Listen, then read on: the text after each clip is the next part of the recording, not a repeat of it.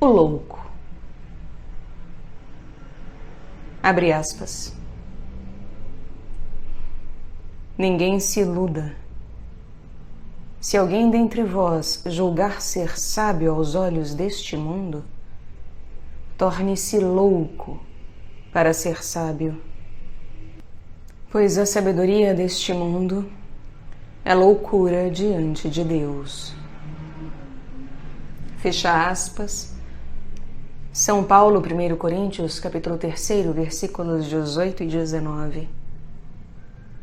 Abre aspas. Loucura é uma disposição que impede de atingir a verdade. Fecha aspas. Platão. Definições. Abre aspas. Muito facilmente a consciência se sujeita às influências inconscientes, e estas muitas vezes são mais verdadeiras e mais sábias do que o pensamento consciente. Nem sempre a personalidade supõe necessariamente a consciência. Ela pode estar adormecida e pode sonhar. Fecha aspas. Jung. Caro amigo desconhecido, devo-te, em primeiro lugar, a explicação por ter mudado arbitrariamente, na aparência, a ordem das lâminas dos arcanos maiores do tarô, colocando depois do 20º arcano, o julgamento, o arcano o doido, ou o louco, que não tem nenhum número e por isso corresponde ao 0, enquanto no tarô de Marselha, a lâmina do arcano O Mundo tem o número 21. Eis, pois, as razões não da mudança do número da lâmina, e sim do fato de termos colocado a meditação sobre o arcano O Doido ou O Louco depois da meditação sobre o arcano 20, 20º arcano, o julgamento, e antes da meditação sobre o arcano 21, 21º arcano, o mundo. A razão principal é que a meditação sobre o arcano O Doido ou O Louco não pode encerrar a série das meditações sobre os arcanos maiores do tarô. Série que é uma escola de treinamento espiritual, um sistema orgânico de exercícios espirituais. Porque a meditação sobre o arcano O Doido ou O Louco, como exercício espiritual, não é de natureza a resumir a série inteira das 21 meditações sobre o tarô, a fazer o papel de último acorde da experiência que torna possível o simbolismo do tarô. Existem ainda outras razões para essa mudança. Uma delas é indicada por Paulo Marteau em seu livro O Tarô de Marselha.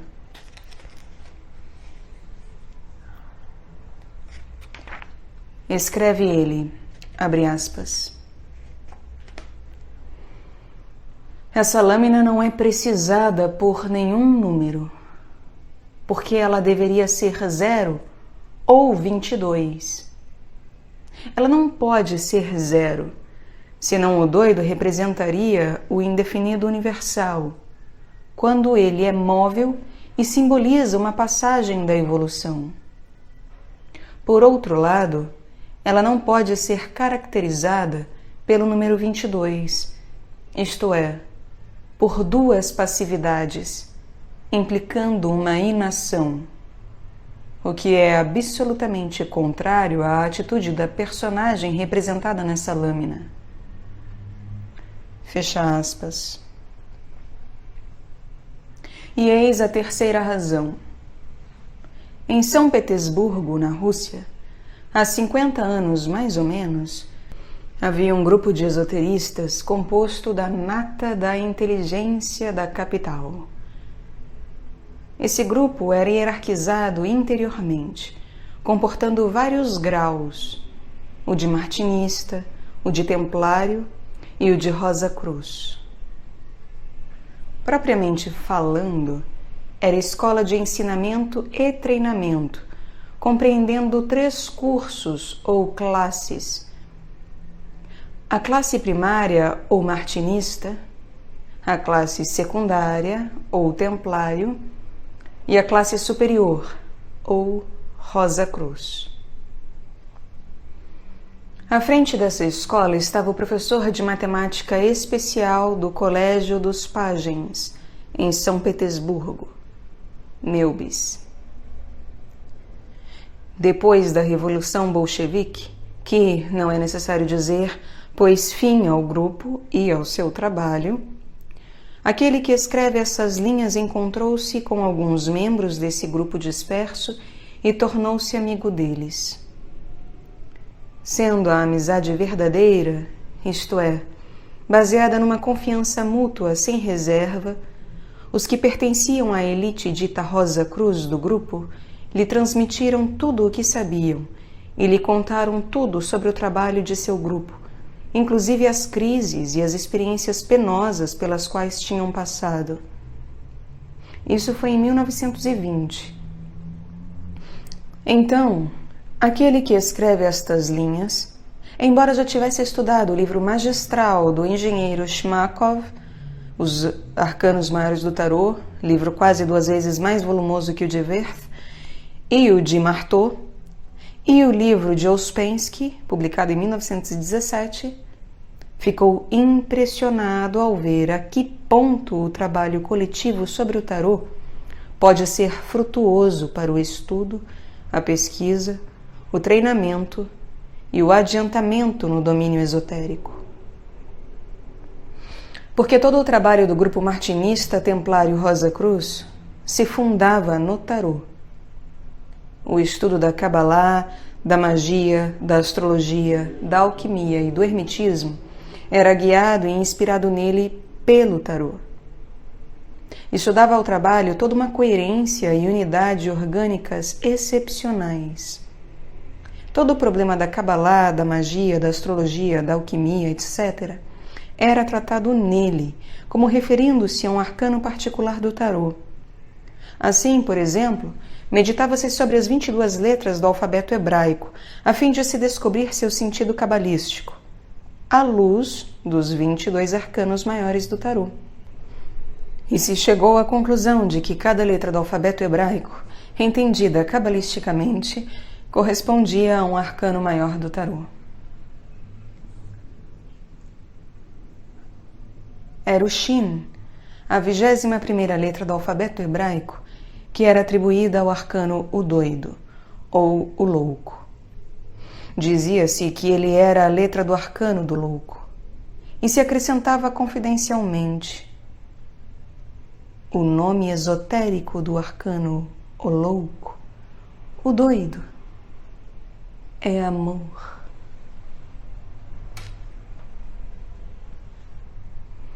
Embora atualmente o ensinamento e as experiências desse grupo de esoterismo de São Petersburgo representem na alma do autor dessas cartas apenas um impulso geral, recebido em sua juventude para o aprofundamento do simbolismo do tarô, na verdade, até aqui ele quase não se inspirou nesse ensinamento para escrever essas cartas, tendo-se o tarô revelado a ele, nos 45 anos que se seguiram, sob uma nova luz que ultrapassa muito em extensão e em profundidade tudo o que ele tinha aprendido do ensinamento e da experiência do grupo de São Petersburgo.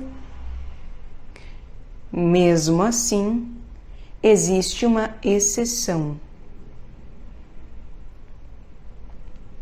Uma só. A que acabo de mencionar.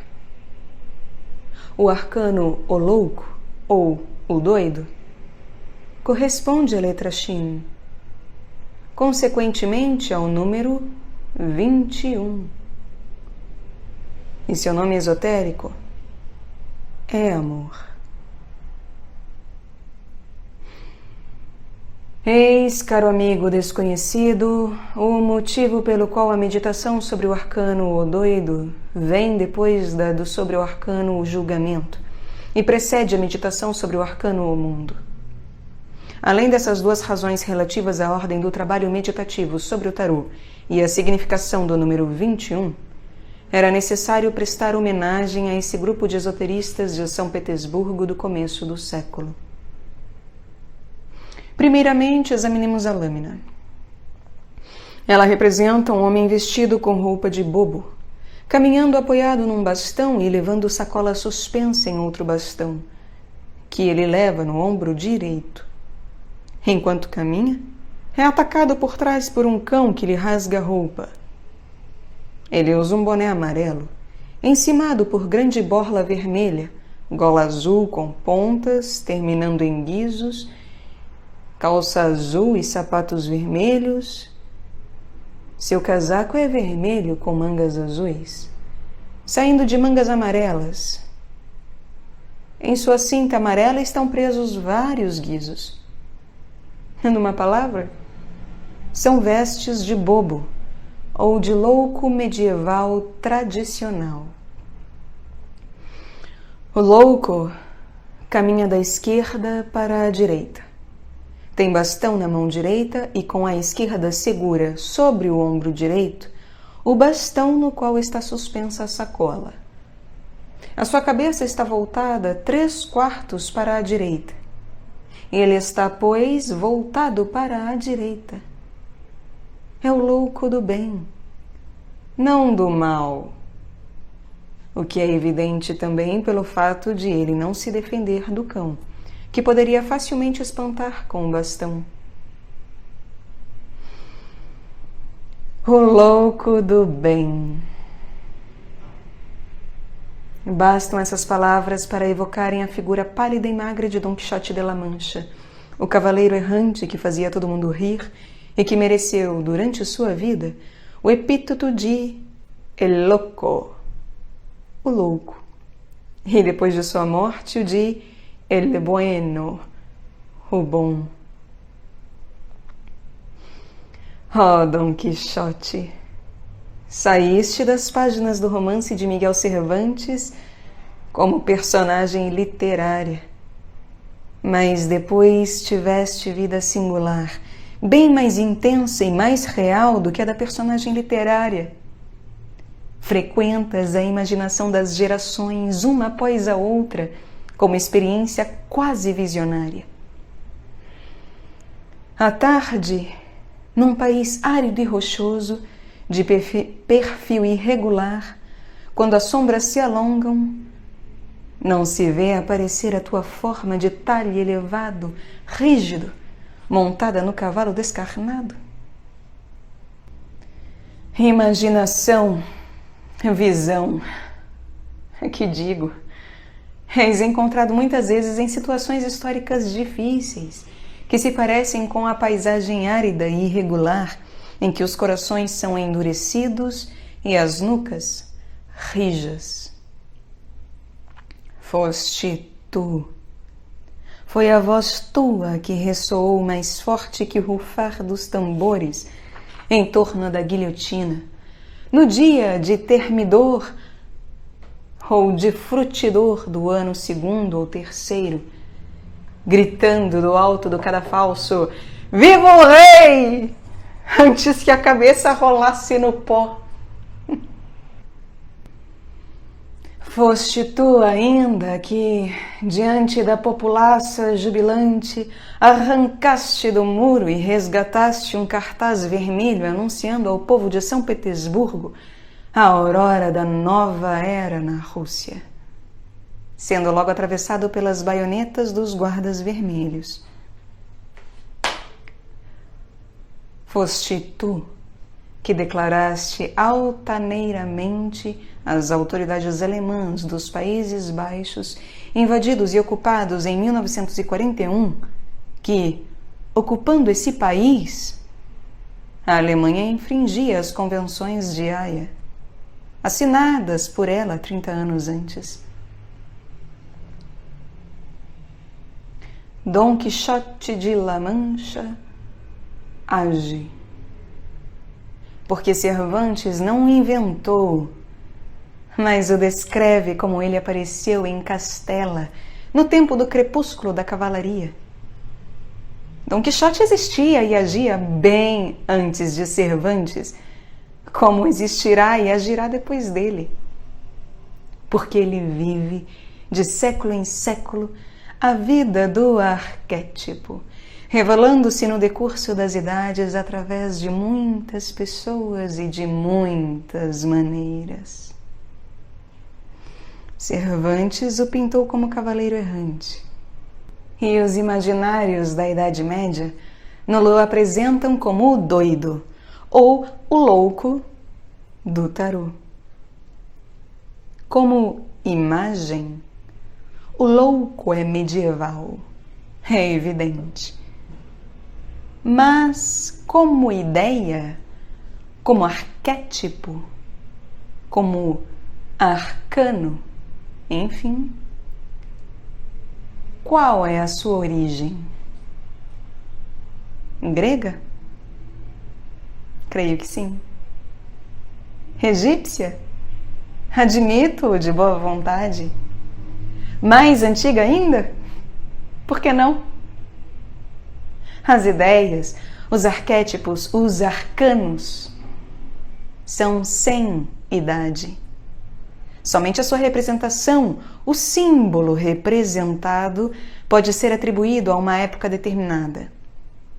Isso aplica-se não só ao louco, mas também ao mago, à papisa, à imperatriz, ao imperador, ao papa, ao amante, ao carro, à justiça, ao eremita, à roda da fortuna, à força, ao enforcado. Porque os arcanos do tarô são mais do que símbolos, e até mais do que exercícios espirituais. Eles são entidades mágicas, arquétipos ativos e iniciadores.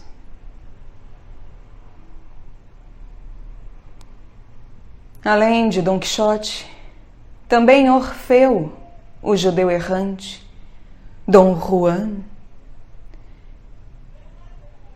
Tio Ulspiegel, Hamlet e Fausto perseguem a imaginação do mundo ocidental. Orfeu significa o sofrimento de estar separado pela morte da alma bem-amada, sofrendo levado a grau tal que se torna magia que ultrapassa o rio do sono, do esquecimento e da morte que separa os mortos dos vivos. Orfeu está presente em toda parte, e sempre que o amor de uma alma arrebatada pela morte não se contenta com a comemoração piedosa e resignada, mas aspira a encontrá-la além do limiar da morte. Assim era o amor de Orfeu por Eurídice. Assim era o amor de Gilgamesh por seu amigo e irmão Yabne. E quem poderá dizer quantos corações humanos bateram, ainda batem hoje e baterão no futuro, em uníssono com o de Orfeu e o de Gilgamesh, o herói babilônico.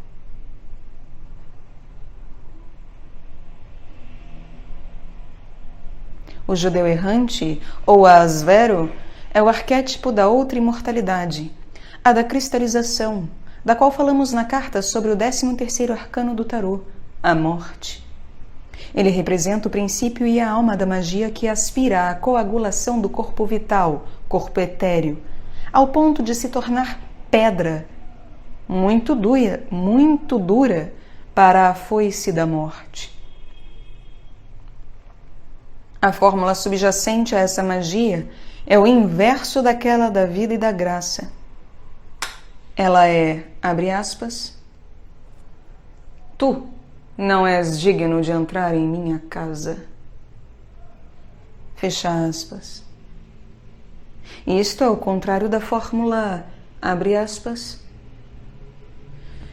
Senhor, eu não sou digno de que entreis em minha casa, mas dizei uma só palavra e minha alma será salva. Fecha aspas.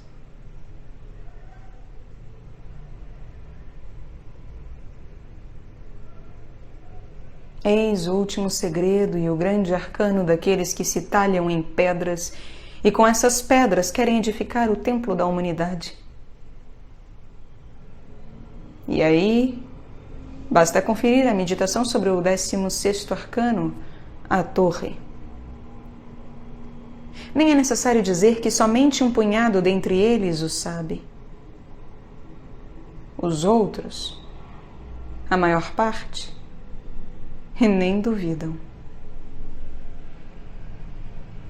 Dom Juan não é pura e simplesmente o libertino, mas antes o hierofante desse pequeno deus de grande poder, conhecido na antiguidade pelo nome de Eros, ou amor. Ele representa a magia de Eros e preside os mistérios de Eros como sacerdote. Se assim não fosse, se ele fora pura e simplesmente libertino, como teria exercido tanto poder sobre a imaginação dos poetas como Molière, Corneille, Lord Byron, Lorenzo da Ponte, Mozart e Tolstói? É principalmente o poema Mistério desse último que revela a essência profunda de Dom Juan. Segundo Tolstói, ele não era libertino ímpio, nem sedutor pérfido, nem aventureiro brutal, mas servo, obediente e corajoso, dessa divindade infantil que ama e comanda o impulso, o arrebatamento e o ardor, e que detesta e proíbe pesar, medir e calcular segundo a razão, com suas leis de utilidade e lucro, de circunspecção e respeito às convenções da primazia, enfim, da cabeça fria sobre um coração quente. Entretanto, o amor tem não só sua razão de ser, mas também sua metafísica, sua filosofia e sua mística transcendentes. Para Tolstói, Dom Juan é mais do que vítima ou iludido do amor. Esse Deus, aparentemente caprichoso, ele abraçou a sua filosofia e a sua mística, sendo, portanto, seu colaborador consciente e um hierofante iniciado em seus mistérios. Foi assim que ele se tornou arquétipo. O arquétipo do amor para o amor. O amante, por excelência. Dom Juan vive pela energia do empreendimento amoroso e para a energia do empreendimento amoroso. Ele o alimenta e entretém como fogo que nunca deve extinguir-se. Isso porque ele tem consciência do valor desse fogo e da missão que esse fogo tem no mundo. Nesse conflito eterno entre a lei, do direito, da razão humana e divina, e o amor, ele tomou o partido do amor, porque é necessário ter coragem para isso. Assim, Dom Juan representa uma ideia, um arquétipo, um arcano. Ele representa o jovem da lâmina do 6º arcano do tarô, os amantes, que escolheu o fogo do amor como tal e a multiplicidade em vez da unidade do amor de sua alma irmã eterna, porque foi convencido por Babilônia, a mulher preposta aos mistérios e à magia eróticos.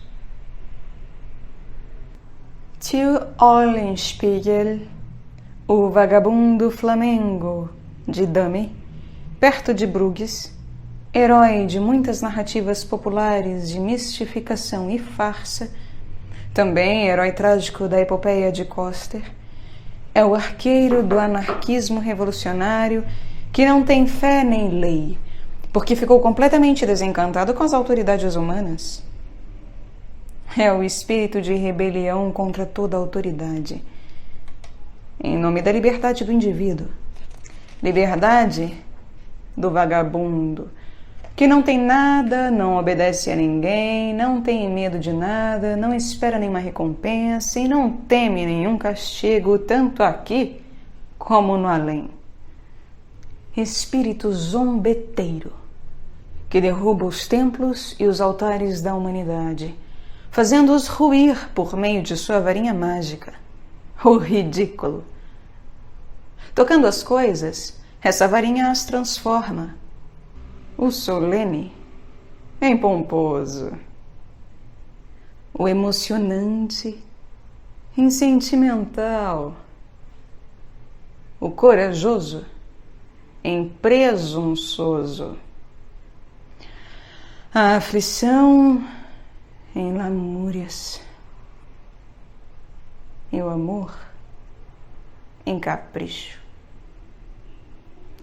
Porque também essa varinha, abre aspas, não tem outra finalidade senão condensar grande quantidade de fluido emanado do operador e dirigir a projeção desse fluido sobre um ponto determinado. Fecha aspas. Esse fluido condensado do operador é a fé condensada do operador, segundo a qual tudo não passa de grande farsa. Till Eulenspiegel, ou Eulenspiegel, é arquétipo, porque está em ação sempre e em toda parte em que algum espírito zombeteiro ousa esclarecer, transformando em ridículo as coisas, as ideias e os ideais aos quais outros se apegam. Assim, não só os versos do poeta do ateísmo militante bolchevique russo, Bedny, mas também as obras de um escritor tão respeitado como Voltaire testemunham a presença e a influência de Eulenspiegel. Entretanto, como arquétipo, ele não é pura e simplesmente um escarnecedor. Esse é apenas um aspecto de seu ser. Há outro. A agitação do povo simples contra aqueles que lhe impõem leis e lhe prescrevem o que devem ou não fazer. Eis um exemplo recente. Os marinheiros da frota báltica russa fizeram a Revolução Bolchevique triunfar em 1917, abrindo o fogo dos canhões do cruzador Aurora contra o último reduto da resistência das tropas leais ao governo democrático, o Batalhão das Mulheres Voluntárias, no Palácio de Inverno de São Petersburgo, e tomando-o de assalto. Eles são, pois, heróis incontestáveis e célebres da Revolução de Outubro. Há, contudo, um fato não menos incontestável, embora nunca celebrado, a saber, que os mesmos marinheiros da frota báltica se sublevaram em fevereiro de 1921 contra o regime que tinham ajudado decisivamente a se estabelecer em 1917. Tomaram a fortaleza naval de Kronstadt, seguindo-se de uma guerra regular de assédio. Depois de um cerco de 1 mês, Kronstadt foi tomada de assalto pela elite dos guardas vermelhos, ou cadetes, ou corredores. Como explicar essa mudança radical de atitude dos marinheiros da frota báltica? Ela se explica pelo seguinte: em outubro de 1917, os marinheiros lutaram pela liberdade anárquica, pelos sovietes, conselhos de operários, de camponeses, de soldados e marinheiros, sem generais e almirantes, sem ministros, sem nada acima dos sovietes. O que eles desejavam era o restabelecimento da comunidade dos camaradas, que existia nos séculos XVI, XVII e XVIII, conhecida pelo nome de Sete, não sei pronunciar, Zaporgs, cossacos da Ucrânia, o ideal da comunidade comunista anárquica. Ora, em 1921, eles se deram conta de que se tinham enganado. O que surgira da Revolução de Outubro não era a comunidade dos irmãos e dos camaradas, mas o estatismo com um novo Estado forte, policial, ditatorial, governado por uma súcia que tinha tudo a dizer à massa que não podia dizer nada.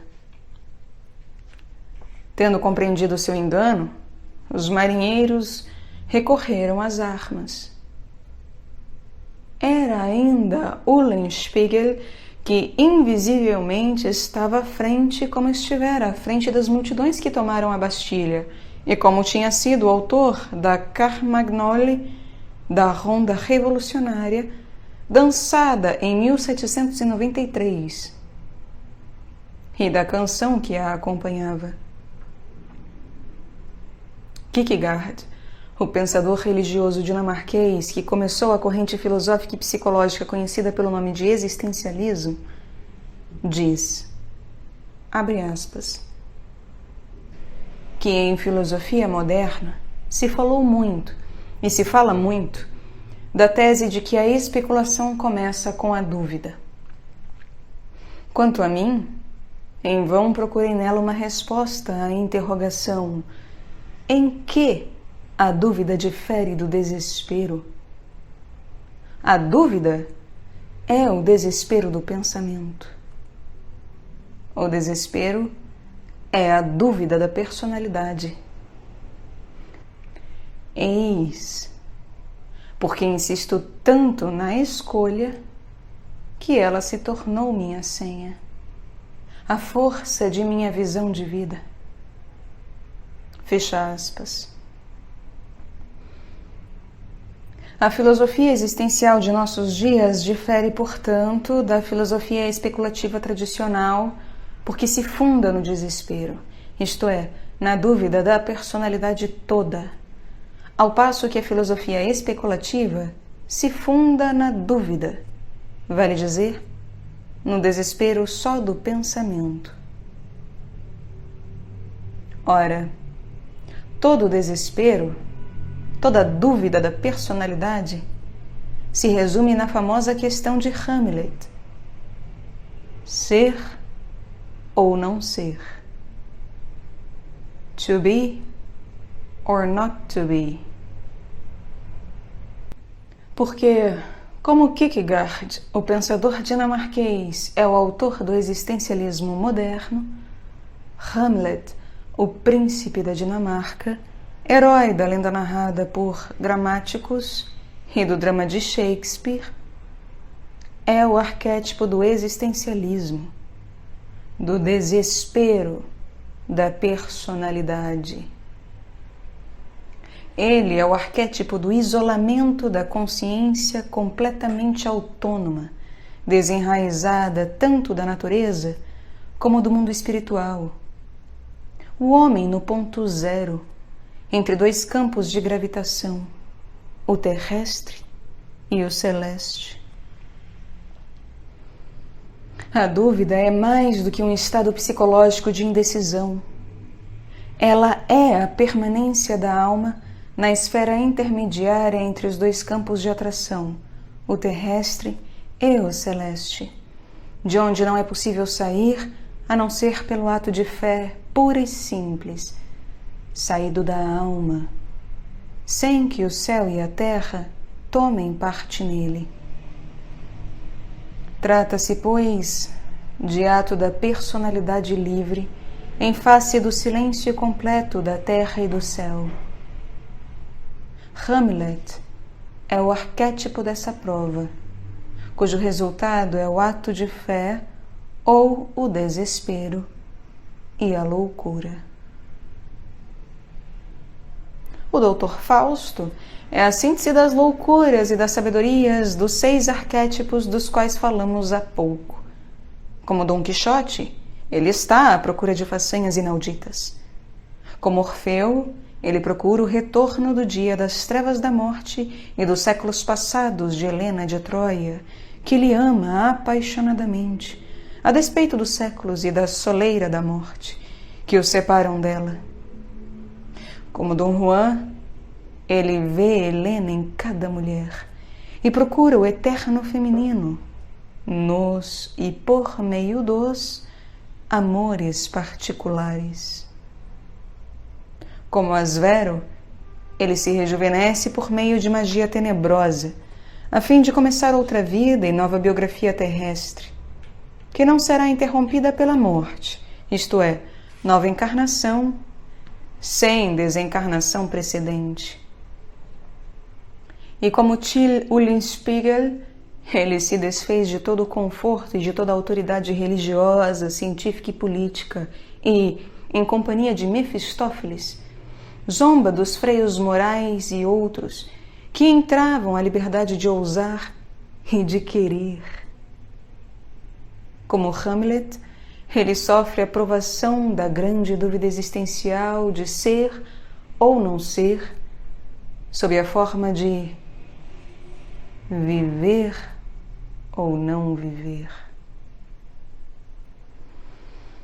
Mas, além de tudo, o que tem em comum com esses 6 arquétipos, Fausto, pelo menos como Goethe o apresenta, representa ainda outro arquétipo, um arquétipo eterno, o do tentado e provado que encontramos na Bíblia, o Jó eterno. Fausto é o Jó da época do humanismo, isto é, da aurora dos tempos modernos. Como o Jó da Bíblia, ele é o objeto de uma aposta proposta por Mefistófeles a Deus e aceita por ele. Mas a provação e a tentação de Fausto diferem das do Jó bíblico, porque não se traduzem em reveses da sorte e em desgraças, e sim em vitórias e sucessos. Mefistófeles tinha o poder, concedido do alto, de satisfazer todos os desejos de Fausto.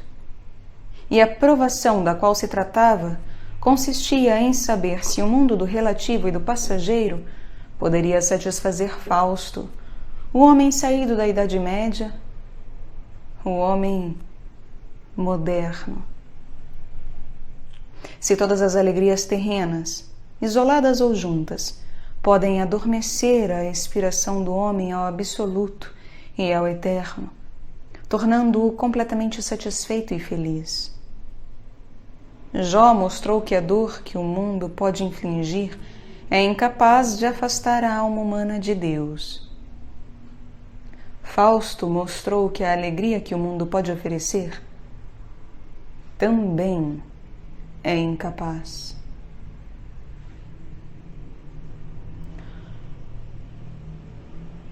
Oswald Spengler chama o homem moderno de o homem faustiano, e tem razão, porque Fausto é o arquétipo dominante da época após a Idade Média, caracterizada pelo crescimento imenso do poder da humanidade sobre a natureza e pela facilidade de satisfazer seus desejos, inclusive os dos mágicos mais ousados do passado, como o voo através dos ares, a visão e a audição a grande distância, o veículo sem cavalos, a evocação das imagens vivas e dos sons dos acontecimentos passados e dos acontecimentos a grande distância, etc.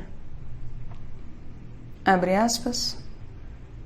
Como se o príncipe deste mundo tivesse obtido todo o poder para satisfazer, um após o outro, todos os desejos da humanidade contemporânea, a fim de mostrar do seu ponto de vista, que o poder e o gozo do mundo terreno, do relativo e do passageiro, podem fazer o homem esquecer o absoluto e o eterno.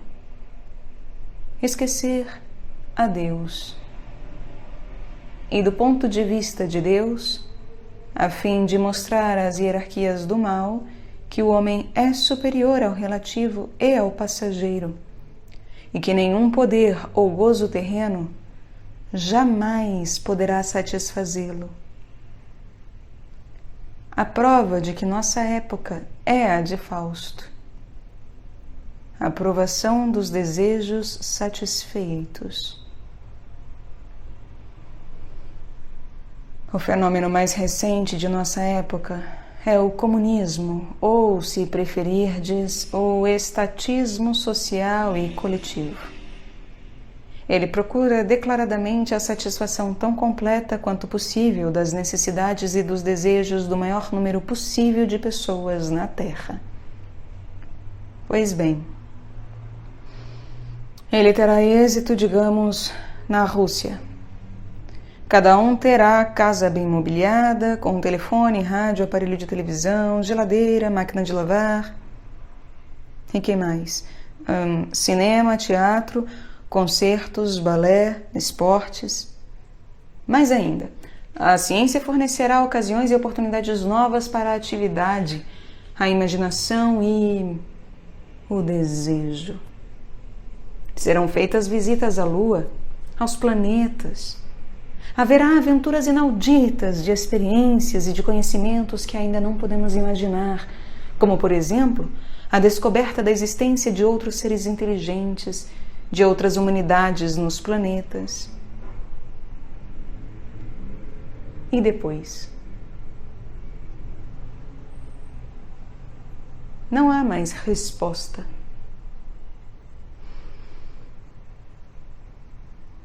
Sim, há uma. Ela é dada pela parábola do filho pródigo. Que valem os aparelhos de televisão, as máquinas de lavar, os aviões supersônicos, os navios cósmicos, os planetas, as explorações galácticas em comparação com o abraço do pai, quando o filho retorna à paterna casa.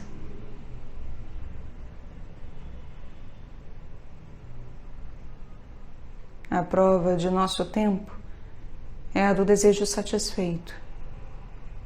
Isso se aplica não só aos comunistas, aos capitalistas, aos materialistas, mas também, não direi aos esoteristas, mas aos ocultistas e aos magistas.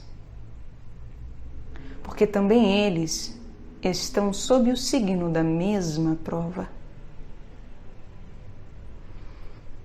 Claude de Saint-Martin, por exemplo, tomara parte nas operações de magia cerimonial do Círculo dos Discípulos de Pasquali.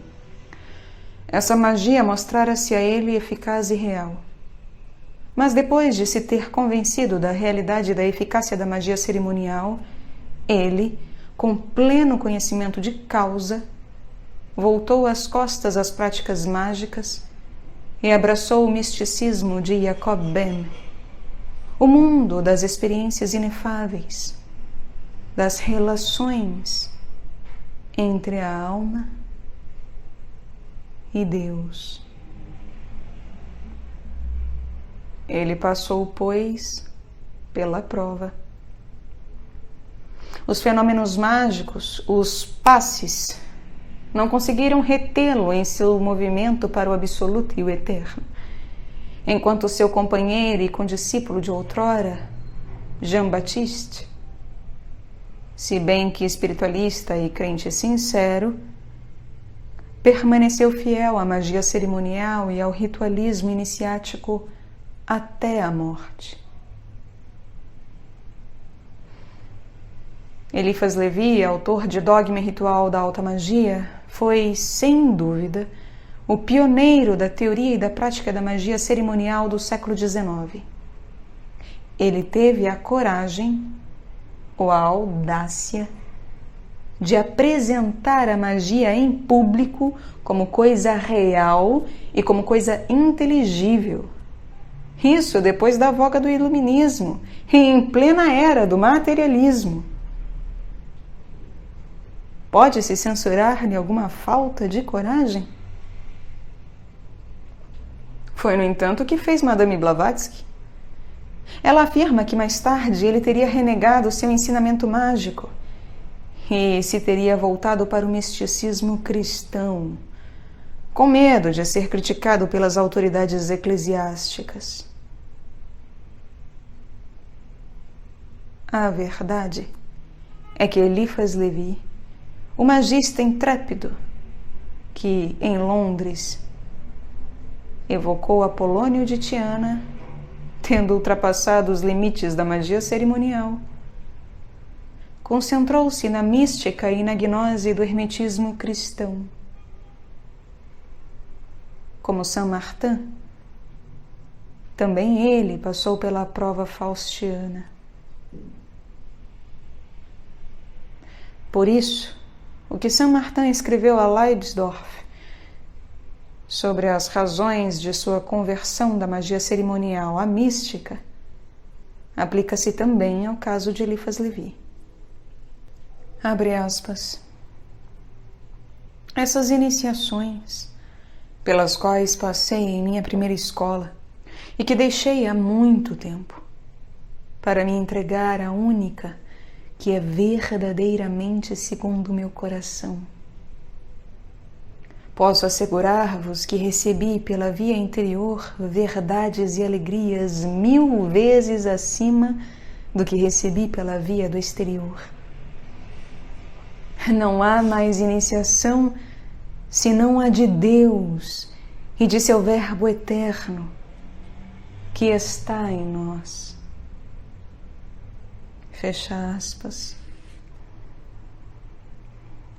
Isso aplica-se igualmente a Paul Cedir, que cultuava a magia prática, usando para isso, durante 2 anos, um escritório que ele alugara na rua Savoy, número 4, andar térreo em Paris, e que era membro dignitário de pelo menos 20 irmandades mais ou menos secretas. Sua atividade nesse domínio começou em 1888, mas em janeiro de 1909 ele se retirou dessas irmandades e renunciou a todos os títulos e postos que elas lhe haviam oferecido. Isso surpreendeu seus mais antigos amigos. Abre aspas. Mas houve em sua vida uma circunstância exterior, um acontecimento solene e decisivo, o qual o fez tocar com o dedo o nada das ciências e das sociedades secretas e que o colocou para sempre na via única do Evangelho. Fecha aspas. Trata-se de seu encontro com o mestre Philippe de Lyon. O próprio Cedir, em maio de 1910, numa carta, escreveu o seguinte, abre aspas,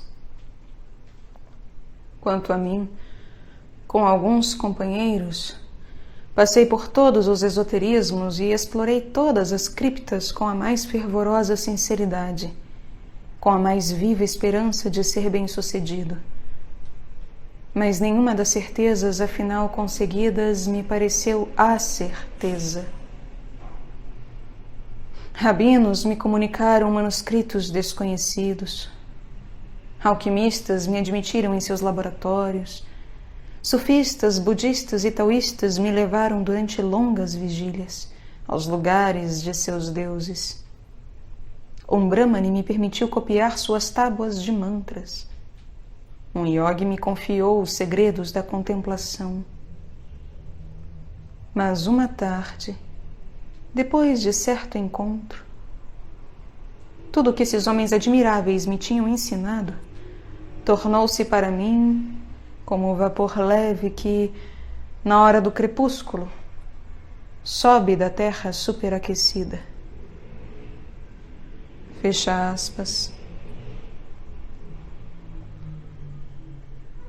O encontro decisivo mencionado por Sedir também Papi o teve, e ele não foi menos decisivo para ele do que para Sedir, no que se refere à relação entre a certeza e a certeza, entre os valores e o valor.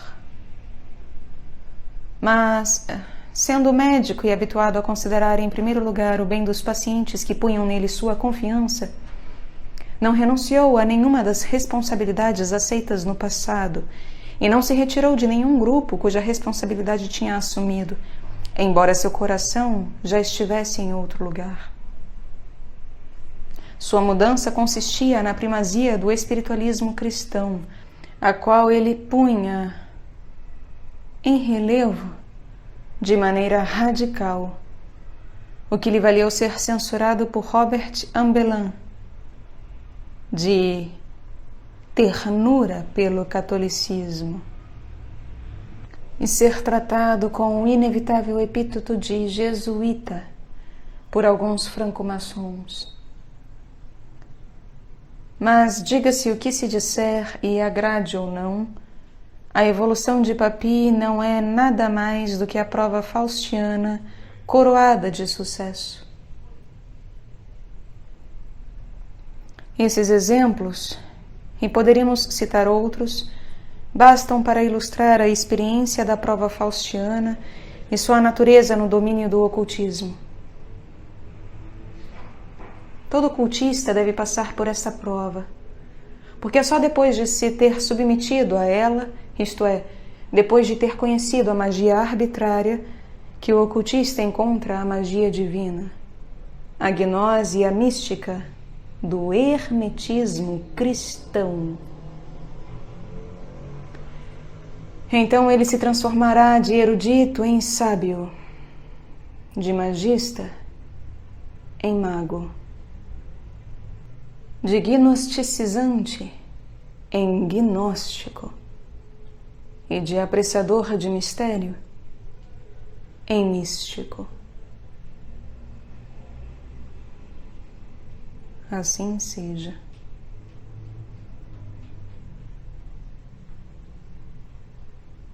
A prova faustiana e o protótipo humano de Fausto estão prefigurados na antiguidade na pessoa, lendária ou real, pouco importa, do mago Cipriano, que se tornou cristão, foi bispo de Nicomédia e mártir sob o imperador Diocleciano. Seguem-se alguns extratos da versão da Confissão. A lenda de Cipriano contém 3 escritos: conversão, confissão e martírio. Abre aspas. Isto é o arrependimento, metanoia, de Cipriano, o mago, que se tornou cristão graças à Virgem Justina, que depois foi bispo da cidade de Nicomédia e que, por fim, obteve a coroa do martírio com Justina, sob o rei Diocleciano, no dia 20 de Faop, em paz. Amém. Eu sou Cipriano, aquele que, desde sua adolescência, foi consagrado no templo de Apolo e instruído desde a infância nas imposturas que o dragão fazia. Porque, antes de ter atingido a idade de 7 anos, já me dedicava aos mistérios de Mitra. Aos 15 anos servi Deméter e andei à sua frente na procissão, levando tochas. Quanto à sua filha, chamada a Virgem, usei seu luto, vestindo roupas brilhantes. Fui ao Olimpo, chamado o Monte dos Deuses. Iniciei-me nos segredos da imagem, na maneira pela qual ela fala, maneira que consiste na sucessão dos ruídos que se produzem habitualmente numa manifestação de demônios, quando eles se revelam. Vi lá também coros de demônios, uns cantando, outros armando ciladas, enganando e provocando perturbações. Vi formar-se diante de mim o cortejo de cada um dos deuses e das deusas. Passei 40 dias e 40 noites nesses lugares, alimentando-me só da seiva das árvores, depois do pôr do sol. Quando cheguei aos 15 anos, fui instruído pelos sacerdotes, pelos 7 profetas e pela profetisa do diabo, com os quais esses últimos se entretêm boca a boca. São eles, com efeito, que arranjam trabalho para cada um dos demônios. O diabo me ensinou como a terra está solidamente estabelecida sobre seus fundamentos. Ele me ensinou a lei do ar e do éter. Visitei o mar até o Tártaro. Em seguida fui a Argos. Celebrei a festa de Hera. E lá me foi ensinado como separar as mulheres de seus maridos e como lançar o ódio entre irmãos e entre amigos. Aprendi a unidade do ar e do éter e o modo pelo qual a terra se associa à água e como a água se associa ao éter. Fui também a uma cidade chamada Tales, que é o país chamado Lacedemônia. Aprendi os mistérios de Hélios e de Ártemis, a lei da luz e das trevas, dos astros, de suas órbitas. Mais tarde visitei o povo chamado Frígios. Aprendi com eles a adivinhação. Fiquei conhecendo os membros do corpo que faziam um movimento convulsivo brusco e os nervos que se retraem, provocando pruridos e outros, que se prendem um no outro. Conheci a arte de armar ciladas pelas palavras, pelos números obtidos quando os dedos são atirados para frente, e também pelos números que escapam repentinamente pelos lábios dos homens.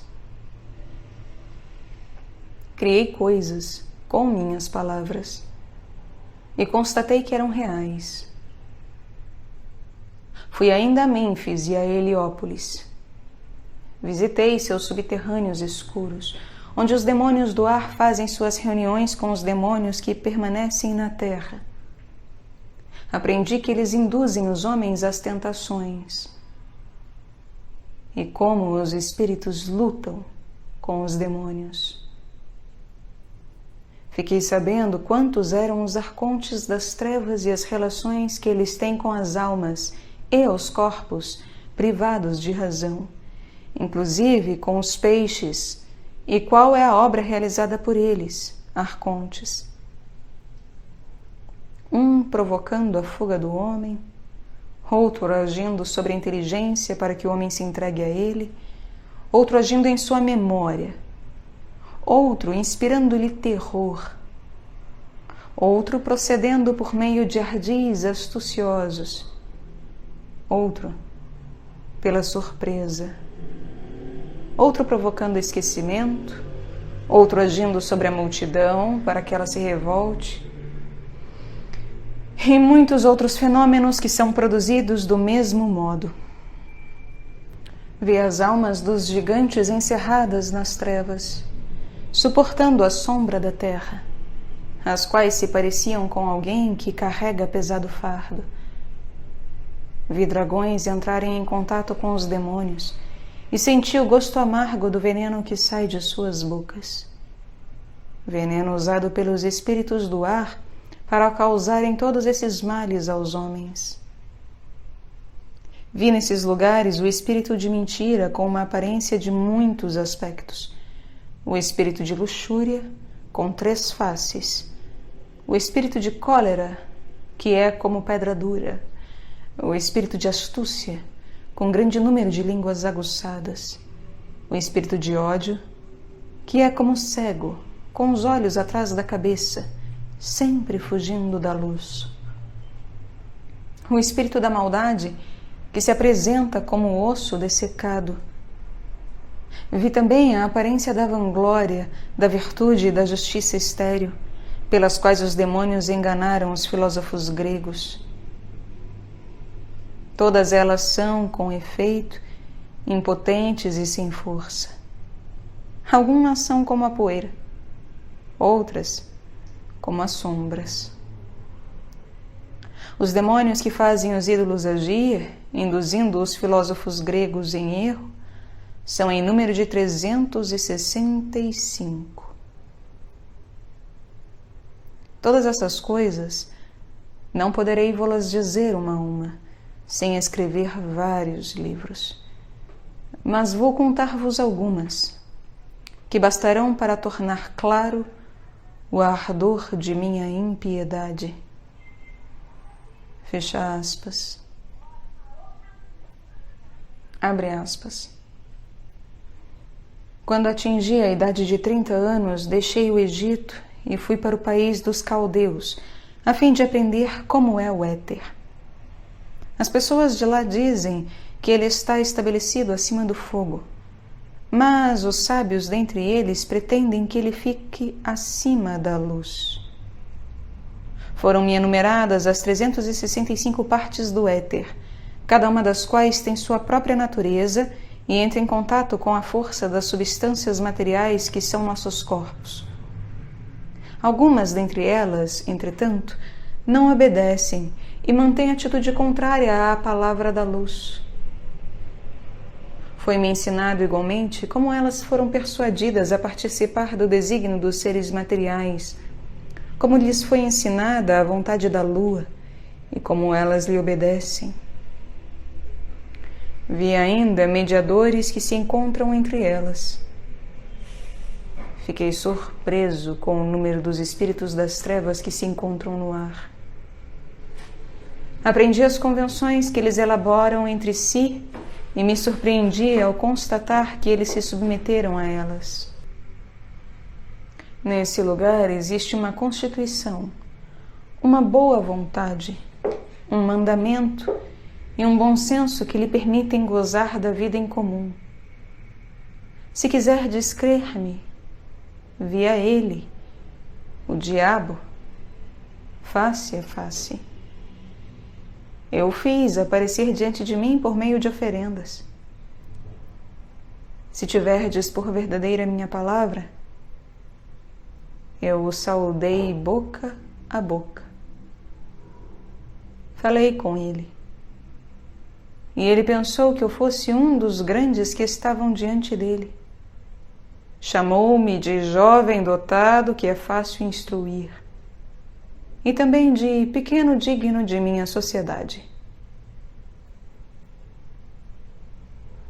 Disse ele: ajudar-te-ei por meio deles todos os poderes em tua vida. Porque eu era considerado por ele. Quando eu ia partir, ele gritou meu nome. Ó, muito zeloso Cipriano, sê forte e perseverante em tudo o que fazes.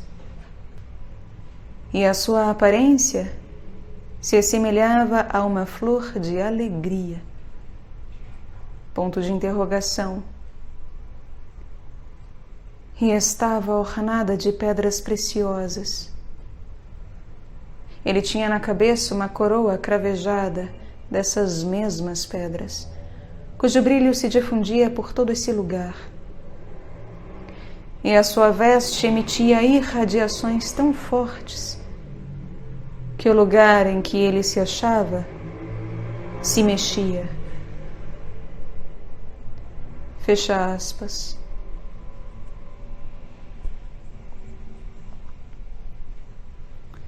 Em seguida, começa a narração da conversão propriamente dita de Cipriano.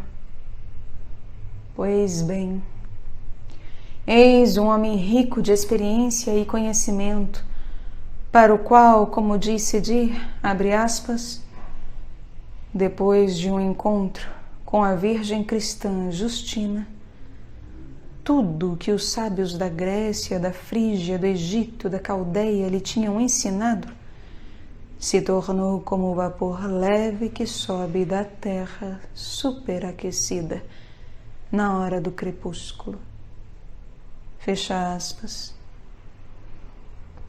E que, depois de ter encontrado o mestre da sabedoria deste mundo face a face, renunciou à sabedoria deste mundo para se entregar à sabedoria do amor divino, que é loucura aos olhos dos sábios deste mundo. Em outros termos, Cipriano, o bispo e o mártir, pôs numa sacola a varinha, a taça, a espada e o pentáculo mágicos do Cipriano mágico, colocou-a aos ombros e se pôs a caminho, sem defesa contra os cães que o atacavam e como um bufão ridículo aos olhos do mundo, para o martírio que o esperava.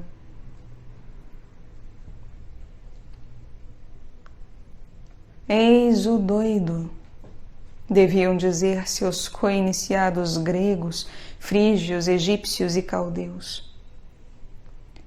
Eis o louco, diziam as pessoas instruídas e de bom senso da sociedade de seu tempo. Porque aos seus olhos, Cipriano tinha voltado as costas ao princípio da cultura e da civilização humanas, ao intelecto, cujo gênio dirigente ele tinha encontrado face a face. Esse gênio que o tinha chamado de jovem dotado, que é fácil instruir. Porque o espírito da ciência pela ciência lhe falara boca a boca e o exortara a ser forte e perseverante em tudo o que fizesse. Ora, Cipriano se mostrou mais forte do que a força da magia arbitrária e mais perseverante do que a perseverança requerida para a ciência pela ciência. Ele superou a vontade arbitrária e se dedicou à ciência superior, à ciência divina, isto é, à ciência do amor divino. O passo que ele deu é o arcano O Doido do tarô. Esse é o seu sentido e a sua magia realizadora. O arcano O Doido ou O Louco ensina a habilidade que permite passar da intelectualidade movida pelo desejo de saber para o conhecimento superior devido ao amor.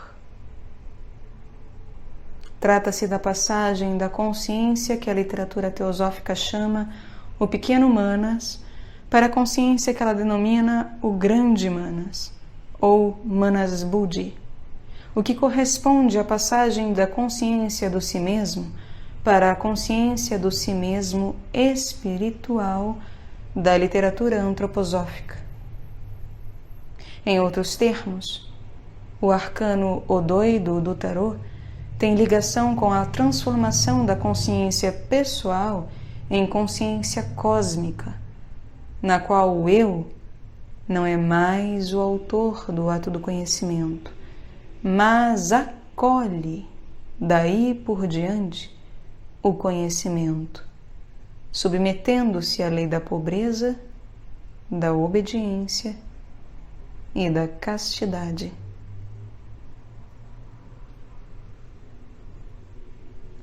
O arcano O Doido pode ser compreendido de duas maneiras diferentes, como modelo e como advertência. De um lado, ele ensina a liberdade da consciência transcendente elevada acima das coisas deste mundo, e do outro, apresenta claramente uma advertência muito impressionante para o perigo que essa elevação contém: a indiferença, a insuficiência, a irresponsabilidade e o ridículo. Numa palavra, a loucura. Com efeito, o arcano doido tem esses dois sentidos. Ele ensina a consciência transcendente e adverte para o perigo que ela encerra. Ele trata dos dois modos do sacrificium intellectus, do sacrifício do intelecto, porque o intelecto pode ser sacrificado de duas maneiras. Ele pode ser posto a serviço da consciência transcendente e pode ser simplesmente abandonado. O hermetista escolhe a primeira maneira de superação da intelectualidade, ao passo que mais de um místico cristão ou outro escolhe a segunda maneira. Não se confundam, entretanto, essas duas atitudes com o estatismo místico puro e simples, de um lado, e com a mística chamada sóbria, isto é, racional e prudente, do outro. São João da Cruz foi arrebatado várias vezes em êxtases que iam até a levitação do corpo, e, no entanto, escreveu livros sobre a mística cujas clareza, profundeza e sobriedade de pensamento talvez não tenham sido ultrapassadas. Nele, como ele mesmo diz, o intelecto se calava diante da presença divina e era absorvido por ela pelo tempo determinado por essa presença divina, até voltar a ser ativo, mais ativo do que antes, depois de ter seguido do mergulho na luz absoluta, cuja clareza ofusca o intelecto e parece mergulhá-lo nas trevas. Mas esse mergulho nas trevas da luz absoluta tinha um efeito profundo sobre o intelecto. Ao contato com os arcanos do alto, ele voltava dotado de tendências novas. Cada êxtase de São João da Cruz foi, pois, uma iniciação, isto é, a impressão direta da verdade absoluta divina, não no domínio do pensamento consciente, mas no domínio da vontade do pensar, que produz os pensamentos conscientes. Não se trata, portanto, da antinomia êxtase e crescimento progressivo da consciência. Não. Na superação do intelecto, apresenta-se a escolha entre a decisão de substituir o intelecto para tudo de bom pelo sopro do alto e a decisão de colocar o intelecto ao serviço ativo desse sopro, produza ele êxtase ou não. Assim, o derviche que gira em torno de si mesmo a fim de excluir a inteligência, ou o monge budista da seita Zen que permanece em estado de aturdimento meditativo, durante o qual não medita em nada, somente se mantém desperto, com uma consciência vazia, à espera de uma iluminação súbita, esse derviche e esse monge Zen, digo, fizeram sua escolha. Não se decidiram a superar a consciência intelectual, mas a passar sem ela. A coisa é diferente no caso do monge contemplativo cristão, que medita, por exemplo, a paixão do Senhor e quer compreendê-la, senti-la e aprofundá-la até identificar-se com ela. Quando chega ao estado no qual seu pensamento e sua imaginação param diante do excesso de luz, ele ultrapassa o intelecto e a imaginação, cuja atividade se detém depois de ter atingido seu limite. Essa parada, na realidade, é só aparente, porque, do mesmo modo que uma roda girando em grande velocidade parece imóvel, Também o intelecto e a imaginação de uma alma em êxtase parecem imóveis para a consciência comum, embora estejam, melhor, porque estão superativos. Ultrapassar o intelecto é, pois, torná-lo superativo, enquanto passar sem o intelecto é reduzi-lo à passividade completa. São duas maneiras bem diferentes de sacrifício intellectus, do sacrifício do intelecto. Ora, repito, o hermetismo professa a ultrapassagem ativa do intelecto. Por isso ele compreende não só as experiências místicas, mas também a gnose, a magia e a ciência esotérica. Se assim não fosse, ele consistiria só em exercícios ou métodos práticos visando as iluminações devidas à supressão da intelectualidade.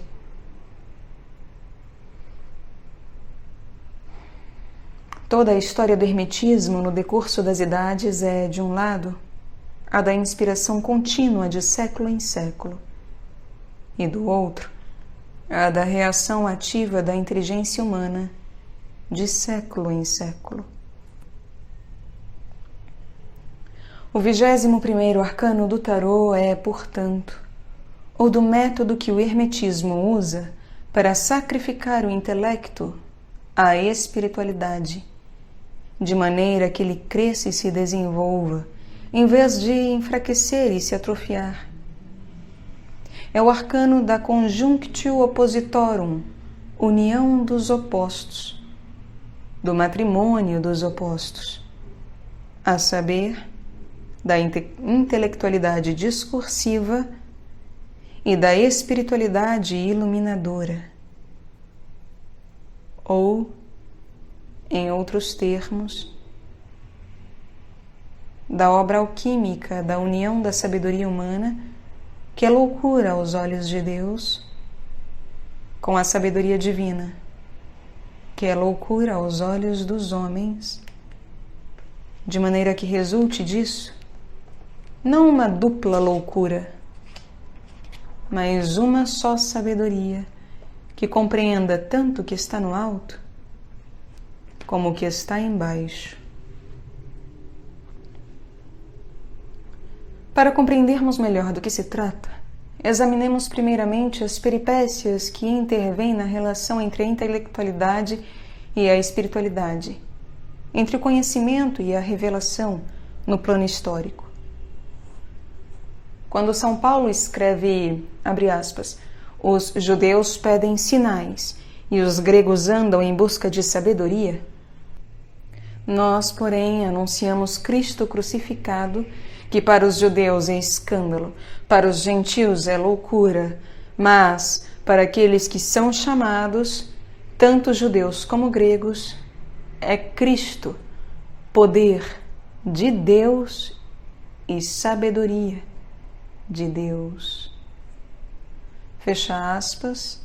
1 Coríntios, capítulo 1, versículos 22 a 25, constata com precisão o estado das coisas na relação entre a intelectualidade pagã e a espiritualidade profética judaica de seu tempo. Porque as aspirações dos melhores entre os pagãos, os filósofos, convergiam todas para o logos do cosmo, isto é, para a racionalidade do mundo, enquanto os dirigentes espirituais dos judeus viviam na espera e da espera do milagre transformador do mundo, a manifestação do poder do Rei Celeste por meio de seu ungido, o Rei Terrestre. Os primeiros queriam compreender o mundo, ao passo que os outros esperavam a sua transformação mágica miraculosa. Ora, a pregação de Cristo crucificado se chocava com a ideia fundamental dos filósofos de que o mundo inteiro é a encarnação do Logos e contra a tese fundamental do profetismo judaico de que o Rei Celeste tem sua sede acima do mundo e só intervém nos acontecimentos do mundo, emitindo de seu trono supramundano raios de seu poder por meio dos profetas, dos taumaturgos e do Messias. Cristo crucificado não satisfazia, portanto, nem àqueles que desejavam compreender o mundo, sendo apenas um fenômeno particular entre outros fenômenos do mundo, nem àqueles que esperavam a manifestação mágica transformadora do poder de Deus, sendo a morte na cruz o malogro e não o triunfo do poder divino. Escândalo, portanto, para os judeus e loucura para os gregos. Mas São Paulo não desespera. Cristo crucificado, diz ele, revela o poder de Deus e a sabedoria de Deus aos que são chamados, tanto judeus como gregos. Isto é, a cruz de Cristo não pode ser compreendida senão pela cruz da revelação, milagre e da sabedoria, logos imanente. São Paulo apresenta, pois, à humanidade um problema a ser resolvido.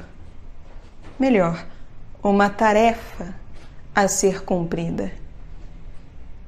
E desde então a história espiritual da humanidade é constituída pelas etapas vencidas no cumprimento da tarefa de união da revelação e do conhecimento, da sabedoria divina e da sabedoria humana. Essas etapas são as seguintes. Em primeiro lugar, a oposição pura e simples, como a constata São Paulo. Abre aspas.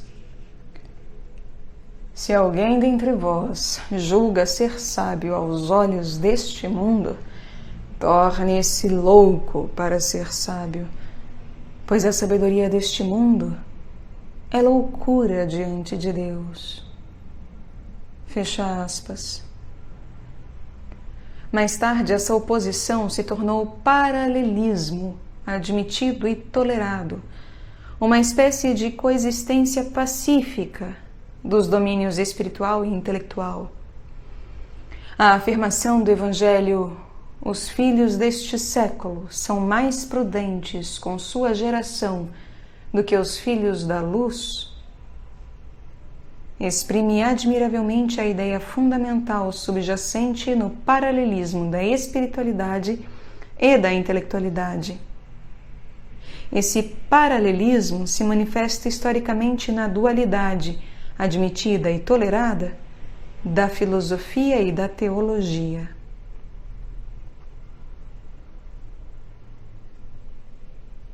Mais tarde, o paralelismo foi substituído gradativamente pela cooperação entre a espiritualidade e a intelectualidade. A sabedoria dos gregos, o pensamento de Platão e o de Aristóteles principalmente, que no tempo de São Paulo via apenas uma loucura na pregação de Cristo crucificado, se tornou aliada da revelação. Em primeiro lugar, os padres gregos, Clemente de Alexandria e Orígenes principalmente, depois Santo Agostinho, não hesitaram em recorrer ao pensamento platônico. Mais tarde vieram Santo Alberto Magno e Santo Tomás de Aquino, que abriram o caminho ao pensamento aristotélico no domínio das verdades reveladas. É sobretudo aos dominicanos que a história espiritual da humanidade deve à aproximação progressiva da espiritualidade e da intelectualidade, uma etapa chamada escolástica. A escolástica significou um grande esforço humano sustentado durante séculos, tendente a uma cooperação tão completa quanto possível entre a espiritualidade e a intelectualidade, esforçando-se sempre para tornar a revelação inteligível. A escolástica servia-se da inteligência somente para apoiar a revelação por meio do pensamento argumentativo ou filosófico. A tese fundamental da escolástica era a de que a filosofia é serva da teologia. A inteligência cooperava para isso, mas desempenhava papel subordinado.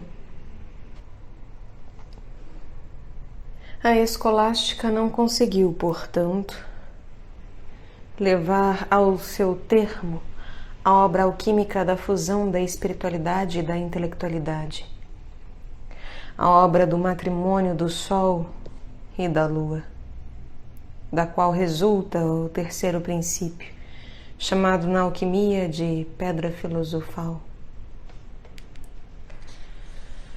A pedra filosofal da alquimia espiritual está descrita na tábua de esmeralda de Hermes Trismegisto da seguinte maneira, abre aspas, o sol é seu pai, a lua é sua mãe, o vento a trouxe em seu ventre, a terra é sua nutriz, o pai de tudo, o têlemus do mundo todo, está aqui. A sua força estará inteira se for convertida em terra.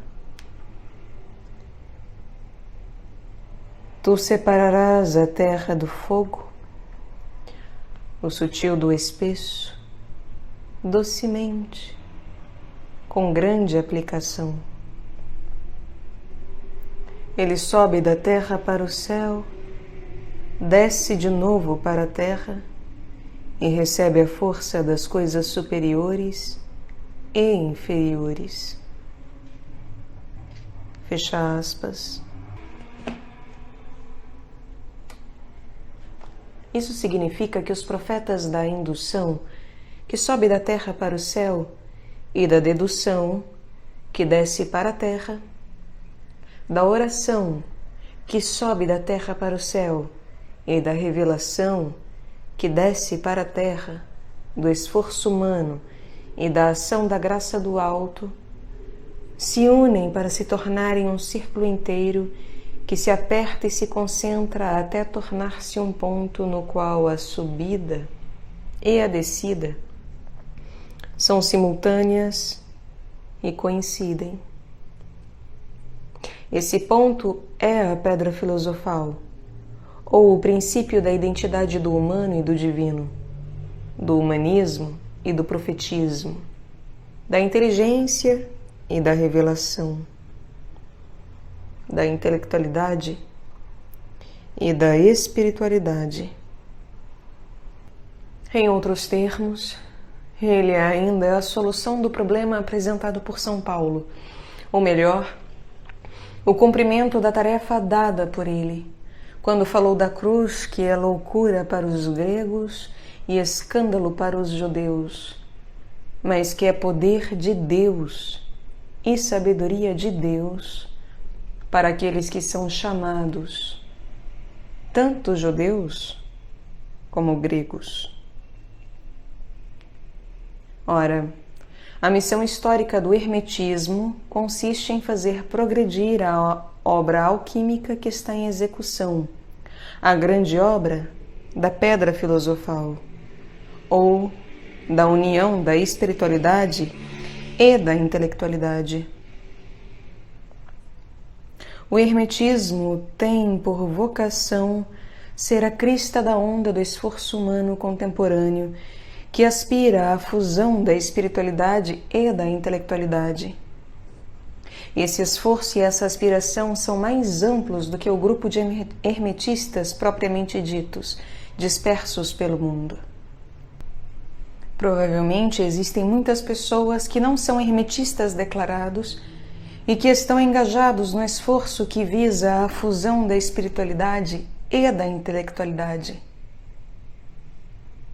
Nem Vladimir Soloviev, nem Nicolas Berdyaev, nem Pierre Teilhard de Chardin, nem Jung, por exemplo, se declararam hermetistas, embora tenham contribuído muito para o progresso da obra da qual se trata. O existencialismo cristão, Berdyaev, a gnose cristã, Soloviev, o evolucionismo cristão, Teilhard de Chardin, a psicologia da revelação, Jung, são, com efeito, contribuições inestimáveis à causa da espiritualidade com a intelectualidade.